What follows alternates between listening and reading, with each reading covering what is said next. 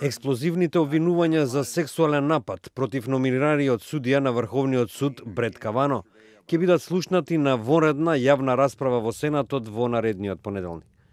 Председателот на Комитетот за правосудство Чак Грасли потврди дека Кавано и жената која го обвинува, Кристин Бласи Форд, ќе сведочат пред комитетот со цел да се обезбеди поголема транспарентност на процесот.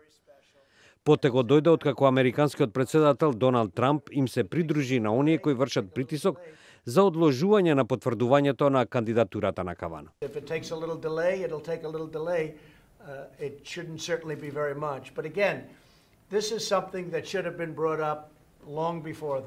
Педесет и едногодишната професорка на Универзитетот Калифорнија Кристин Форд тврди дека Кавано, кој бил пијан, ја соборил и ја затворил устата и се обидел да ја соблече на една домашна забава кога биле средношколци пред повеќе од 30 години. Незиниот адвокат Дебора Кац изјави дека инцидентот ја травматизирал со години. Сузан Колинс, републиканска сенаторка од Мејн, им се приклучи на демократите кои велат дека конгресмените треба најпрвин внимателно да ги испитаат обвиненијата изречени од Форд.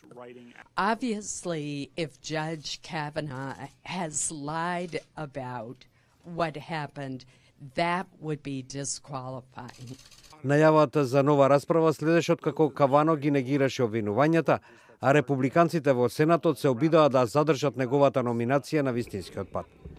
Во исто време, председателот Трамп повтори дека номинацијата на Кавано се уште била на вистинскиот пат. Одлуката на Грасли го одложи гласањето за номинацијата на Кавано, што комитетот го планираше за овој четврток.